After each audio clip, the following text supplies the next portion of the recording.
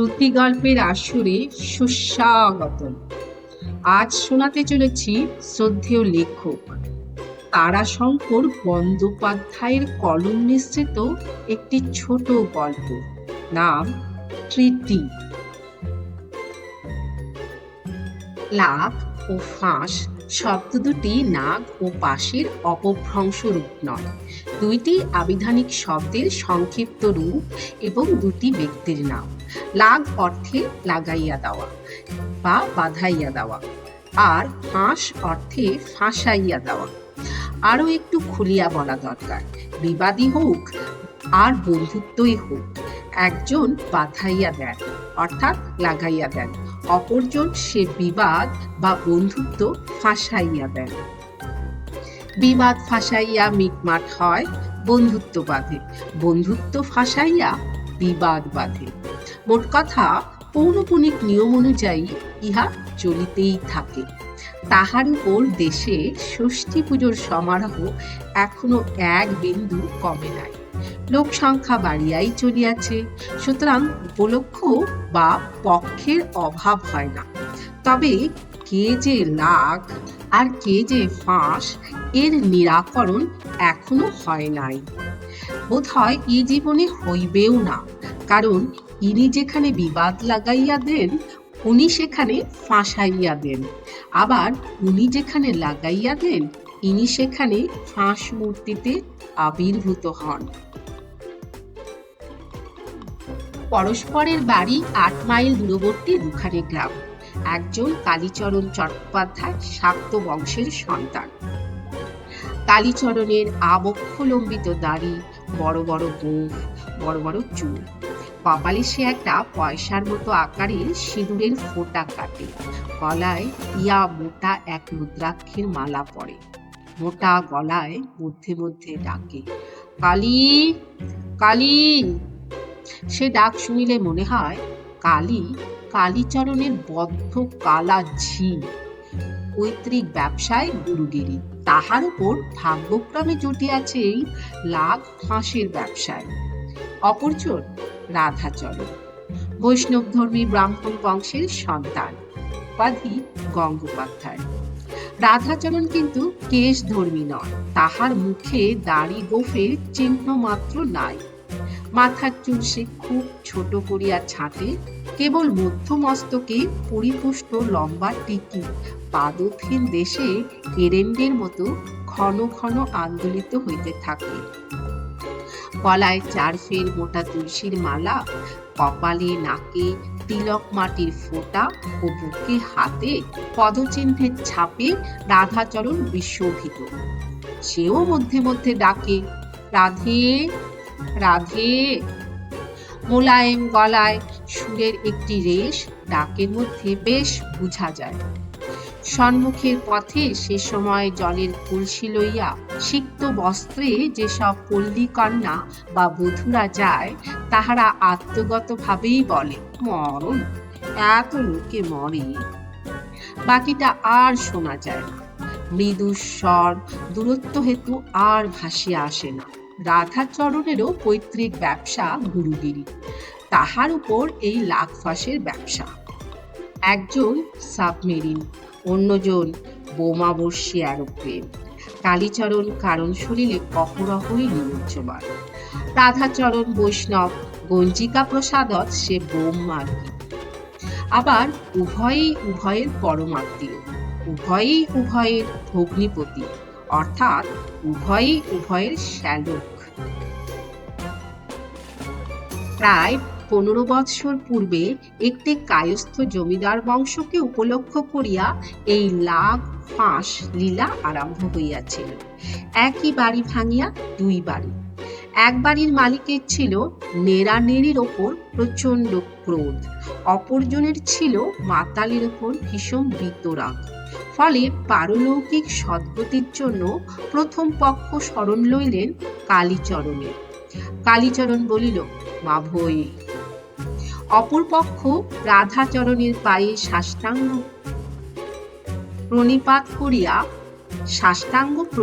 করিয়া পায়ের ধুলা পায়ের ধুলা সুপ করিয়া মুখে এবং ভক্তি ভরে মাথায় বুলাইয়া হাত জোড় করিয়া বলিল, আমাকে পার করতেই হবে। রাধাচরণ গদগদ হইয়া বলিল, রাধারানী ভরসা। সদ্গতি ইহলোকেই আরম্ভ হইল। দুই পক্ষেরই দীক্ষা হইল একই দিনে একই স্থানে, পিতৃপুরুষের এজমালি ঠাকুর বাড়িতে। ঠাকুর বাড়ির একদিকে কালী মন্দির, অপরদিকে গোবিন্দজির আনন্দ নিকেতন। উভয় দেবতার মন্দিরের সম্মুখে এক প্রশস্ত নাট্য মন্দির। সন্ধ্যায় উভয় পক্ষেরই গুরু শিষ্যে আপন আপন ইষ্ট দেবতার মন্দির দুয়ারে বসিয়া স্বর্গের সিঁড়ি বাঁধিবার কল্পনা করিতেছিলেন। রাধাচরণ ও কালীচরণ পরস্পরের দিকে পেছন ফিরিয়া বসিয়াছিল, কারণ কেহ কাহারও মুখ দেখিত না। সে কথা পরে বলব। রাধাচরণ অকস্মাৎ নাক সিটকাইয়া ফোঁস ফোঁস করিয়া নিঃশ্বাস টানিয়া বলিল, এমন দুর্গন্ধ কিসের হে? মাথা চুলকাইয়া শিষ্য বলিল, আগে ও বাড়ির ঠাকুর মশাই কারণ করেছেন। বিষম ঘৃণায় ঠোঁট দুটি বিকৃত করিয়া রাধাচরণ বলিল, রাধে রাধে, ছি ছি ছি, প্রভু বিরাজমান থাকতে এই অনাচার এখানে। তারপর সন্ধ্যায় যেরকম ঢাকের শব্দ, কাল থেকে তুমি এখানে সন্ধ্যায় হরিনাম সংকীর্তনের ব্যবস্থা করো। শিষ্য উৎসাহিত হইয়া বলিল, যে আজ্ঞে। গাঁজার কলকের গোড়ায় গোলাপ জলে ভেজানো ন্যাকড়া জড়াইতে জড়াইতে রাধাচরণ বলিল, আর ওই ঘৃণিত দুর্গন্ধযুক্ত পদার্থটা বন্ধ করারও প্রয়োজন বাবা। রাধা গোবিন্দ ও গন্ধ সহ্য করতে পারেন না বলিয়া চোঁ করিয়া টান মারিয়া কুম্ভক করিয়া দম চাপিয়া বসিয়া রহিল। তারপর ফু করিয়া খানিকটা ধোয়া ছাড়িয়া কলকেটি শিষ্যের হাতে দিল। বলিল, এই জন্যই প্রথম থেকে মনে হচ্ছিল প্রভু আমার কেমন যেন বিমর্ষ হয়ে আছেন। সন্ধ্যায় তুমি প্রভুর মন্দিরে তরিতানন্দ ভোগের ব্যবস্থা করো, ধূপ সুগন্ধি ষোড়শাঙ্গী ধূপের ব্যবস্থা করো, যেন ওই পদার্থটার গন্ধ প্রভুর কানে আর না যায়, মানে নাকে। গুরু এবার বলিলেন, কিন্তু কই, তুমি তো তরিতানন্দের প্রসাদ দিচ্ছ না। না না না না, ওতে তুমি লজ্জা করো না, দেবভোগ্য বস্তু। দেখবে জপ করতে করতে কত একাগ্রতা আসে মনে।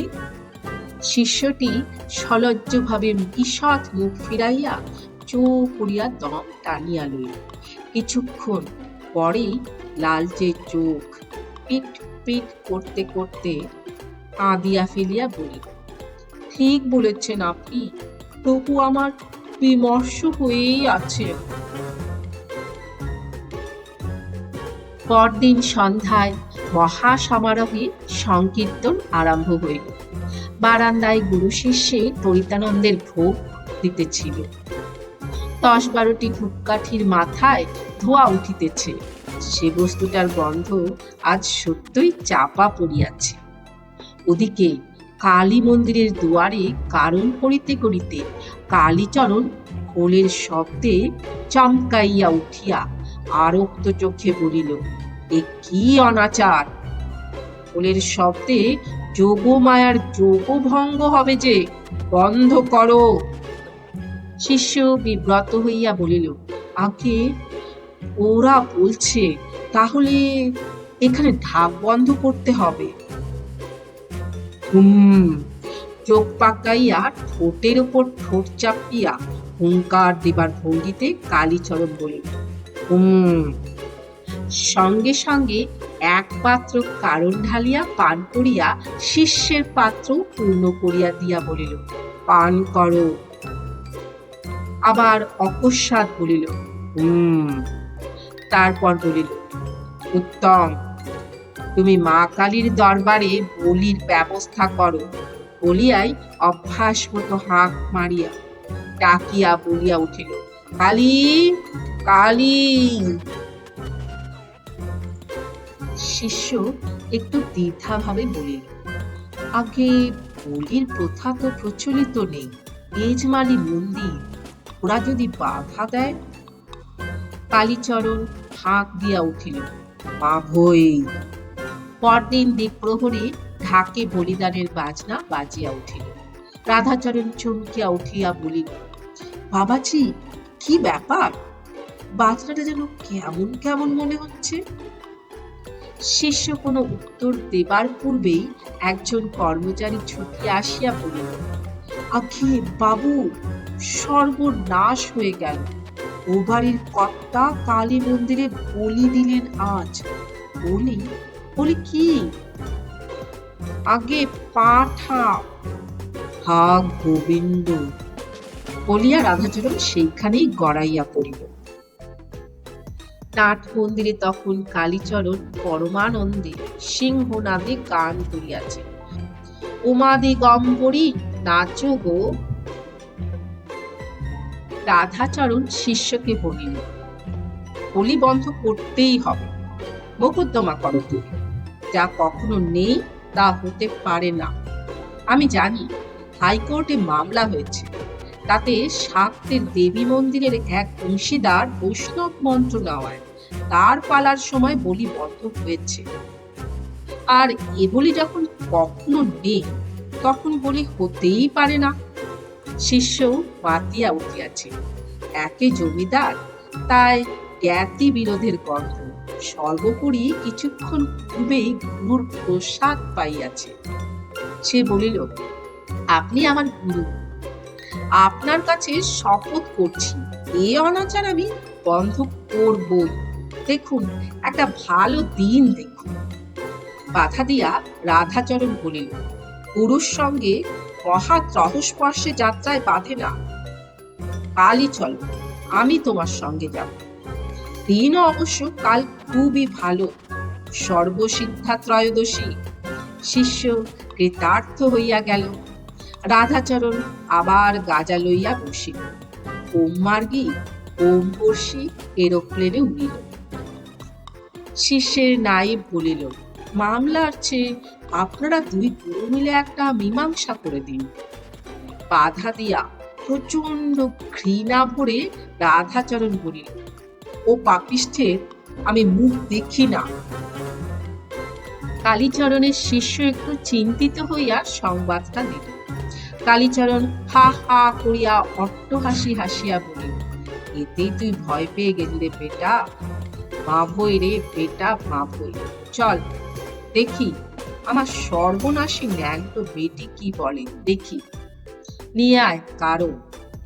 কারণ পান করিয়া শিষ্যকে প্রসাদ দান করিয়া বলিল, দেখ আমার মায়ের হাসিটা দেখ।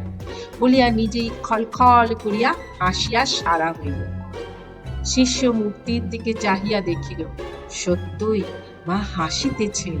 সে গুরুর পায়ের ধুলা মাথায় দিল। কালীচরণ বলিল, লাগিয়েছে মোকদ্দমা, লাগাতে দে। 3 তুড়িতে আমি ফাঁসিয়ে দেব।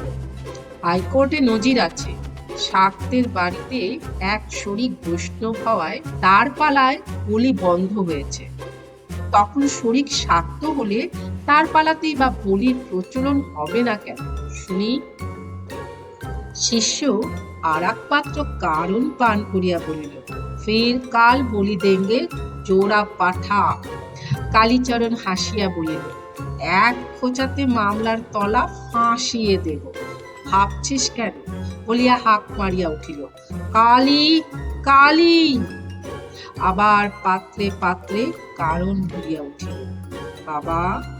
শিষ্যের বৃদ্ধা মাতা আসিয়া বলিলেন, বাবা, আপনারা মোকদ্দমা ফৌজদারির চেয়ে আপনারা দুই গুরুতে বিচার করে যদি একটু মিটমাট করে দেন, সে তো ভালোই হয়। আপনারা দুজনে পরমাত্মীয়। কালীচরণ বিপুল বিক্রমে হাঁক মারিয়া উঠিল, কালী, কালী। ও কথা বলো না আমাকে। ওটা হলো ভণ্ড, ওটা একটা পাঁঠা। মা কালীর দরবারে ওকে বলি দিলে তবে আমার রাগ যায়। পরদিনই তোরা পাঠা বলি দিয়া পূজান্তে কালীচরণ সশিষ্য সদরে রওনা হইল মামলার জবাবের চেষ্টায়।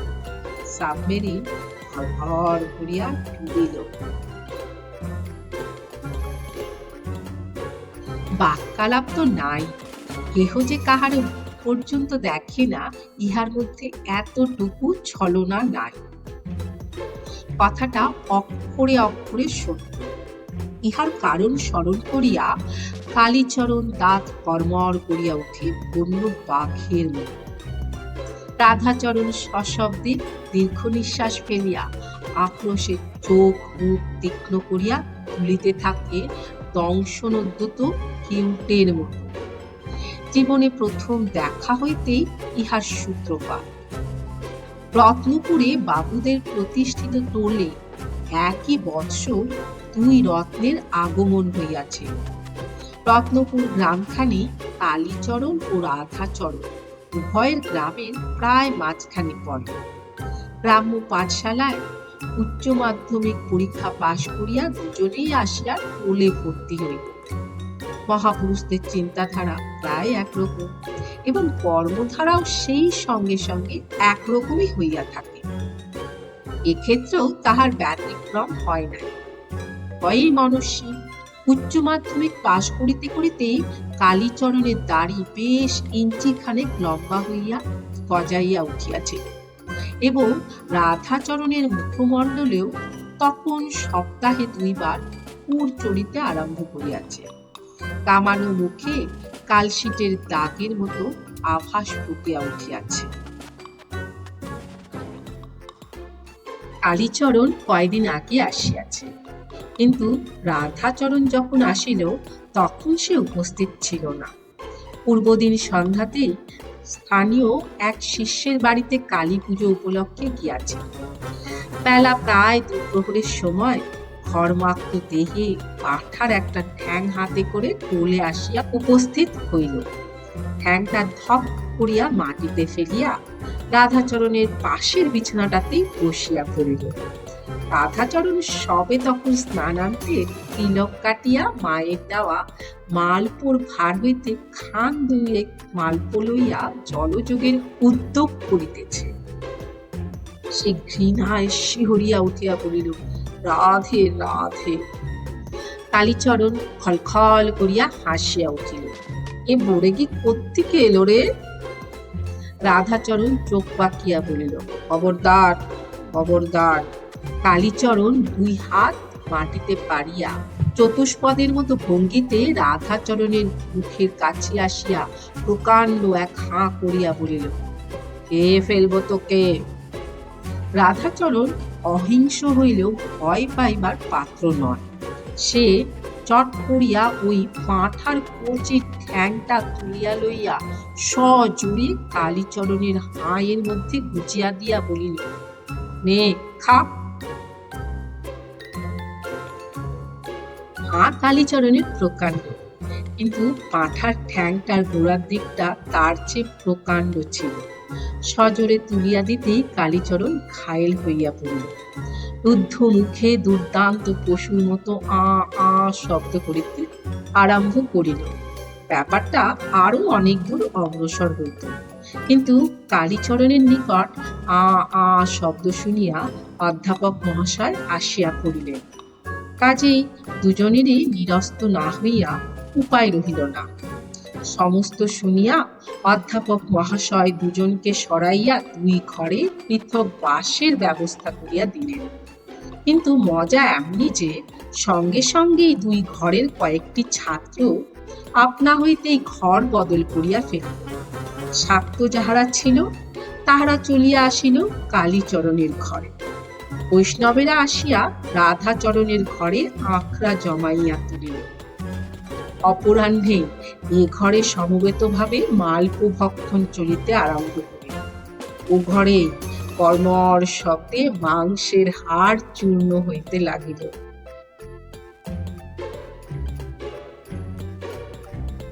কিন্তু একদা 2 জনের এই বিবাদ সাময়িকভাবে মিটিয়া গেল। সেদিন রত্নপুরের বাবুদের বাড়িতে বিপুল উৎসব। একসঙ্গে 2 গৃহদেবতার পূজা। কার্তিকের শুক্লাষ্টমীতে একদিকে গোবিন্দজির গোষ্ঠাষ্টমী, অন্যদিকে শুক্লা নবমীতে জগদ্ধাত্রী পূজা। অষ্টমী এবং নবমীর পূজা সেবার একদিনেই পড়িয়াছিল। সন্ধ্যায় কালীচরণ প্রায় একটি গামলা পরিপূর্ণ মাংস আনিয়া বন্ধুদের বলিল, ক্যাসা সাটিয়েছি দেখ, নে খা, যত পারিস খা, দেখুক শালারা চেয়ে চেয়ে, বলিয়া বৈষ্ণব প্রতিপক্ষীয়দের ঘরের দিকে আঙুল দিয়া দেখাইয়া দিল। ও ঘরে খিলখিল করিয়া হাসির একটা রোল উঠিল। শাক্ত ঘরেরই একটি ছেলে বলিল, ওরাও মালপো এনেছে পণখানি, তাই হাসছে। কালীচরণ খানিকটা গম্ভীর হইয়া চুপ করিয়া রহিল। ও ঘরের কথাবার্তার সাড়া না পাইয়া এদিকে রাধাচরণ একজনকে বলিল, চুপি চুপি দেখে আয় তো, কি করছে ওরা। সে ফিরিয়া আসিয়া বলিল, ওরা মদ আনবে, কালীচরণ আনতে গেল, খুব ফুর্তি করবে আজ। ঘাড় নাড়িতে নাড়িতে রাধাচরণ বলিল, আচ্ছা, আমরাও আজ গাঁজা আনব। খাসনি এখন মালপো, গাঁজা খেয়ে তারপর চললাম আমি। একজন বলিল, এই রাত্রে তুমি গাঁজা পাবে কোথায়? তাহাকে ভেঙাইয়া রাধাচরণ বলিল, রাজারা মানিক পায় কোথা? বলিয়া হাসিতে হাসিতে সে বাহির হইয়া গেল। ওদিকে বাবুদের নাট মন্দিরে যাত্রা আরম্ভ হইয়াছে, কনসার্ট বাজিতে শুরু করিয়াছে। ছেলেরা চঞ্চল হইয়া উঠিল। একজন বলিল, ঘরে বসে থেকে কি করব, চল রাধাচরণ আস্তে আস্তে যাত্রা শুনে আসে। অমত কাহারও ছিল না, তবু একজন বলিল, রাধাচরণ এলে কি হবে, দরজায় তো তালা দিতে হবে, চাবি রেখে যাব সেই খানটিতে। সেই খানটিতে চাবি রাখিয়া সকলে বাহির হইয়া গেল। রাধাচরণ ফিরিয়া আসিয়া দেখিল, দুই ঘরের দরজাতেই তালা ঝুলিতেছে। চাবির জন্য সেই খানটিতে হাত দিয়া দেখিল, চাবি ঠিক আছে, কিন্তু বড় মুহূর্তে তার একটি সংকল্প মনে জাগিয়া উঠিল, তাদের ঘরের চাবিও তো ওই ঘরের মাথাতেই আছে। ঘর খুলিয়া গামলাটা উপর করিয়া ফেলিয়া দিলে কি হয়? গাঁজা একটান টানিয়াই সে আসিয়াছিল, ভাবি শেষ হইল না তাহার। খানিকটা খুঁজিয়াই সে চাবি বাহির করিয়া ফেলিল। ঘর খুলিয়া ঘরে ঢুকিয়া গন্ধে গন্ধে ঠিক গামলার কাছে হাজির হইল। বড় চমৎকার গন্ধ উঠিয়াছে, কিন্তু গামলার কিনারায় হাত দিয়া কয়েক মুহূর্ত সে স্তব্ধ রহিল। তাহার পর এক টুকরা মাংস মুখে তুলিয়া দিল, আবার এক টুকরা, সে টুকরা বড়। তারপর কপ কপ করিয়া খাইতে আরম্ভ করিল, কিন্তু বাধা পড়িল। তাহাদের ঘরে বোধ হয় ছেলেরা ফিরিয়াছে, শব্দ উঠিতেছে, হাতটা ভালো করিয়া ধুইয়া ফিরিতে হইবে, নতুবা গন্ধ পাইলে সর্বনাশ হইবে। দ্রুত সে ঘর হইতে বাহির হইয়া পড়িল, কিন্তু সম্মুখে লোক। সে আটকাইয়া উঠিয়া বলিল, কে? সে লোকটিও আটকাইয়া উঠিয়া কহিল, কে? রাধাচরণ দেখিল কালীচরণ, কালীচরণ দেখিল রাধাচরণ। রাধাচরণের হাতে মাংসের টুকরা, কালীচরণের হাতে মালপো। কয়েক মুহূর্ত পরে ভয়ে ও ও করিয়া হাসিয়া উঠিল। কিছুক্ষণ পর মাংসের গামলা, বোতল, গাঁজার কলকে, মালপো লইয়া দুজনেই বাহির হইয়া গেল। ভয়েই বলিল, মরুক প্যাটারা, অর্থাৎ ভয়ে সহচর বৃন্দ। রাধাচরণ বলিল, আমাদের বাড়িতে চলো না, এরকম মালপো খাওয়াই একবার দেখবে। কালীচরণ বলিল, মাংস খেতে কিন্তু আমাদের বাড়িও যেতে হবে। নিশ্চয়, কিন্তু মাংস খাই এ কথা বলতে পারবে না কারুর কাছে। কালী কালী, তাই বলতে পারি, মালসা ভোগ খাওয়ার কথা কিন্তু তোমাকেও গোপন রাখতে হবে। রাধাচরণ বলিল, ও হে, রাধা কৃষ্ণের প্রীতি পর্যন্ত গোপনে, সে ভাবনা আমাদের বাড়িতে নেই। কালীচরণই প্রথম রাধাচরণের বাড়ি গেল, কারণ পাঠা বলি দিতে পর্বের প্রয়োজন হয়। মালপো খেতে কিন্তু পর্ব না হইলেও চলে। রাধাচরণের মা বাপ খুব খুশি হইয়া উঠিল। শাক্ত ছেলে, বিশেষ করিয়া এই শাক্ত চাটুর্যে বংশের ছেলেটিকে মালপুর প্রসাদে মালা ধরাইতে পারিলে সাক্ষাৎ গোবিন্দকে খুশি হইতেই হইবে। রাধাচরণের মা কন্যা ললিতাকে লইয়া ক্ষীরের মালপো তৈয়ারি শুরু করিয়া দিল। কালীচরণ মালপো মুখে দিয়া বলিল, চমৎকার।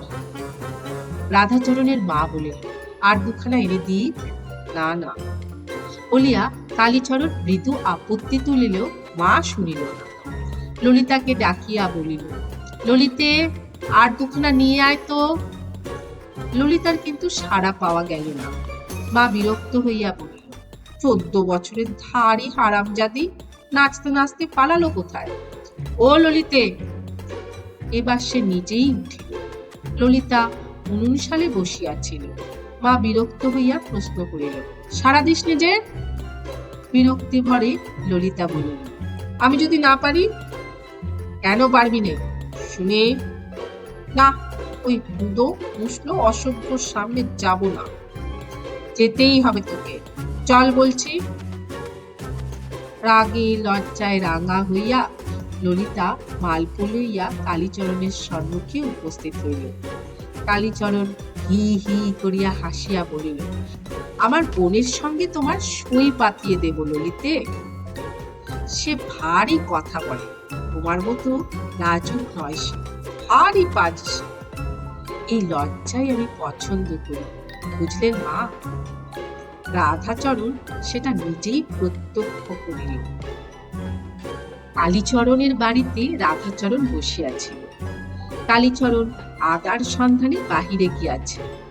কালীচরণের মা ও বোন শ্যামা রান্না করিতেছিল। রাধাচরণের দিকে চাহিয়া জিজ্ঞাসা করিল, ঝাল কেমন দেব বলো? রাধাচরণ বলিল, তোমার ঝাঁঝ যতখানি ততখানি দাও। শ্যামা বলিয়া উঠিল, ও মা! বলিয়া সে গালে হাত দিল। মা বলিলেন, কি হলো? ওই বেড়ালটা। বলিয়া হাতার বাটের সুস্থ দিকটা উঁচাইয়া বলিল, তবু চোখ খুঁচে এমন করে দৃষ্টি দিবি তো? রাধাচরণ হাসিয়া বলিল, যে দুর্নাম করলে তোমার দাদা আমার কাছে, বলে ভারী কথা কয়, ভয়ানক মুখরা। আমি বলি, মুখরা আমার ভারী ভালো লাগে। ইহার পর বন্ধুত্বটা গাঢ় হইয়া উঠিল। যাওয়া আসা চলিতেই ছিল, কিন্তু পরস্পরের বাপ মায়ের অগোচর। তাহারা প্রত্যেক পক্ষই ভাবিত তাদের জাত মারিলাম, কিন্তু সহসা ব্যাপারটা ফাঁস হইয়া গেল। উভয় পক্ষ হইতেই ছেলেকে কড়া শাসন করিয়া দিল। সেবার কিসের একটা ছুটিতে কিন্তু লুকাইয়া রাধাচরণ কালীচরণের বাড়ি আসিয়া হাজির হইল। কালীর মা খুশি হইয়া বলিল, এসো বাবা এসো। কিন্তু কালী তো মামার বাড়ি গিয়াছে। রাধাচরণ বিব্রত হইয়া বলিল, তাই তো? শ্যামা বলিল, কিসের তাই তো? কেন, আমরা কি কেউ নই নাকি? রাধাচরণ তবু বলিল, না না, মানে। মা বলিল, শ্যামা তো ঠিকই বলেছে বাবা, নাই বা থাকলো কালী ঘরে, আমরা তো রয়েছি। রাধাচরণ সবিনয়ে একটু হাসিল। শ্যামা বলিল, এত মান হয়তো বাড়ি যাও। রাধাচরণ ফিক করিয়া হাসে। শ্যামার মা বলিল, তোর ভারী মুখ কিন্তু শ্যামা। শ্যামাও এবার ফিক করিয়া হাসিয়া বলিল, ওরাই রাধুদার ভালো লাগে মা। কয়েকদিন পর খাওয়া দাওয়া হইয়া গেলে শ্যামার মায়ের মনে এই কথাটা হঠাৎ অন্য আকারে মনে পড়িয়া গেল। রাধাচরণের সহিত শ্যামার বিবাহ দিলে কেমন হয়? এক আপত্তি, উহারা বৈষ্ণব, তাহাতে কি, ও তো মাছ মাংস ধরিয়াছে। এইবার শ্যামার হাত দিয়া গলায় এক গাছে রুদ্রাক্ষের মালা পরাইয়া দিলেই তো হইয়া গেল। কন্যাদায় হইতে বিনে পয়সায় উদ্ধার পাওয়া যাইবে। কথাটা আজকেই স্বামীকে বলিতে হইবে, আর শ্যামাকে একটু সাবধান করিয়া দেওয়া দরকার। যে বাঁকাইয়া বাঁকাইয়া কথা বলে সে। মা উঠিয়া শ্যামার ঘরে আসিয়া দেখিল শ্যামা নাই। কোথায় গেল? সহসা চাপা গলায় খিলখিল হাসি যেন হাসিয়া আসিল। শব্দ লক্ষ্য করিয়া শিষ্যদের জন্য নির্দিষ্ট ঘরের দুয়ারে আসিয়া সে দাঁড়াইল। হ্যাঁ, এই ঘরে। দরজার একটা ছিদ্রে চোখ লাগাইয়া দেখিয়া কালীর মায়ের মুখে আর বাক রহিল না। শ্যামা তক্তপোষের উপর বসিয়া আছে, আর রাধাচরণ পায়ের কাছে বসিয়া মৃদুস্বরে গান গাহিতেছে। প্রিয় চারুশীলে, প্রিয় শ্যামা আমার চারুশীলে। সন্তর্পণে পলাইতে পলাইতে মা আত্মসম্বরণ করিতে পারিলেন না। ক্রোধে আপন মনে করাঘাত করিতে করিতে বলিয়া উঠিল, এই রে, এই রে। রাধাচরণ চকিত হইয়া উঠিয়া দরজার ফাঁক দিয়া দেখিল শ্যামার মা যাইতে যাইতে কপালে করাঘাত করিতেছে। সে আর দাঁড়াইল না, শটান ওদিকের বাহিরে যাইবার দরজা খুলিয়া বাহির হইয়া আপন গ্রামের পথ ধরিল। প্রায় অর্ধেক পথ অতিক্রম করিয়া সে সভয়ে দাঁড়াইয়া গেল। কালীচরণ আসিতেছে। সর্বনাশ! দেখা হইলে সে তো ছাড়িবে না, ফিরিতে বাধ্য করিবে। সে ছাতাটা আড়াল দিয়া সন্তর্পণে চলিতে আরম্ভ করিল। মধ্যে মধ্যে ছাতার ফাঁক দিয়া দেখিল কালী হনহন করিয়া চলিয়াছে। কিন্তু পশ্চিম দিকে রৌদ্রে পড়িয়া সে ছাতাটাকে পূর্ব দিকে ধরিয়া চলিয়াছে কেন? যাহা হোক, নিজের জীবন বাঁচিলে বাপের নাম বজায় থাকিবে। পুরুক কালীচরণ, রৌদ্রে কেন, আগুনে পুরুক। বাড়ি আসিতেই সে দেখিল তাহার বাপ বাঁশি ছাড়িয়া উর্শি ধরিয়াছে। বলে, তোকে তো কাটবই, তারপর কাটবই গেলে কে। ললিতার দেখা পাওয়া গেল না। মা বিভ্রান্ত হইয়া বসিয়াছিল। সে চলিয়া গেলে কালী আসিয়াছিল। তারপর ঘরে অন্নপূর্ণার মূর্তির আবির্ভাব মা দেখিয়াছে। ললিতা অন্নপূর্ণা আর কালীচরণ শিব সাজিয়া বলে কিনা, একটি চুম্বন ভিক্ষা দাও। বাবা আর একবার গাজা টানিয়া বলিল, অন্নপূর্ণা, শিব, আমার ধর্ম চলে গেল। রাধাচরণও আগুন হইয়া উঠিল। ওদিকে কালীচরণ তখন খাড়াখানা লইয়া আপন বাড়িতে ঘুরাইতেছিল। ইহার পর ব্যাপার সংক্ষিপ্ত। দুইজনে দুইজনের ভগ্নিপতি হওয়া ভিন্ন, উপায় ছিল না। হইলেও তাই। কিন্তু আপন আপন ভগ্নির প্রতি অসৎ ব্যবহারে তুষের আগুন উভয়েরই মনে ধিকি ধিকি জ্বলিতেছে। আজও তার নেভে নাই। বিশ্বাসঘাতক। সহসা রাধাচরণ সংবাদ পাইল তাহার শিষ্যের অবস্থা অন্তিমে উপনীত হইয়াছে। একরূপ ঊর্ধ্বশ্বাসে ছুটিতে ছুটিতে সে আসিয়া শিষ্যের শিয়রে উপস্থিত হইল। ব্যাপার সাংঘাতিক। বিপরীতধর্মী দুই শরীকে সর্বশান্ত হইয়া অবশেষে দ্বন্দ্বযুদ্ধে লড়িয়া উভয়ে উভয়কে ঘায়েল করিয়াছে। ও বাড়ির কর্তাও মরমর হইয়া রহিয়াছে। ইনি খাইয়াছিলেন গাঁজা, উনি খাইয়াছিলেন মদ। প্রথম কলহ বাঁধে গুরু লইয়া, তাহার পর ধর্ম, তাহার পর ইষ্ট। অবশেষে দুজনকে দুজনে গালি দিল। চর চাপড় কিল ঘুষি, শেষে লাঠি ও তলোয়ার। লাঠির আঘাতে শাক্তের মাথা দুই খান হইয়া গিয়াছে। বৈষ্ণবের পেটে তলোয়ারখানা আমূল ঢুকিয়ে দিয়েছে। শিষ্য গুরুকে দেখিয়া এত যন্ত্রণা সত্ত্বেও প্রশান্ত হাসি হাসিল। বলিল, শান্তিতে মরতে পারবো এইবার। মনে মনে আপনাকেই স্মরণ করছিলাম। রাধাচরণের আজ দুঃখ হইল। সে নির্বাক হইয়া রহিল। শিষ্য আবার বলিল, আমার সম্পত্তির আর কিছুই নেই, গোবিন্দজিকে আপনাকে দিলাম, ওকে আপনি নিয়ে যাবেন আপনার ঘরে, যা হয় সেবা করবেন, ওর গায়ের অলংকার সেও আপনি নিয়ে যাবেন। আপনার হাতে ভার দিয়ে আমি এবার নিশ্চিন্ত হয়ে মরতে পারব। এই জন্যই বোধহয় আমার মৃত্যু হচ্ছিল না। অকৃত্রিম বিশ্বাসের সুর তাহার কথাগুলির মধ্যে যেন রন রন করিয়া বাজিতেছিল।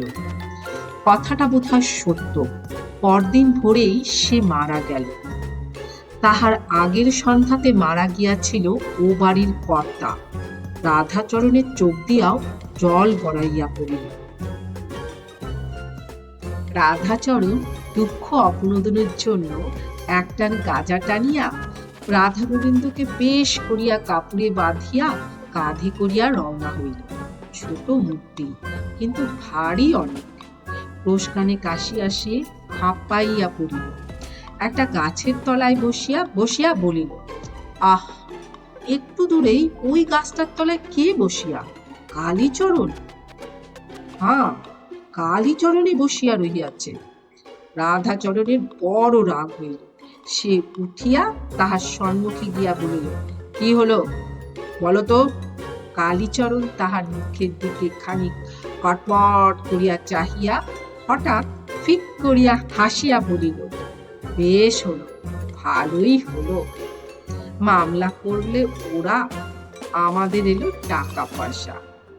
রাধাচরণও এবার হাসিয়া ফেলিল, বলিল, তা যা বলেছ, আমাদেরও ঝগড়া মিটে গেল। কালীচরণ শাসাইয়া উঠিল, খবরদার, কেউ যেন এ কথা না জানতে পারে।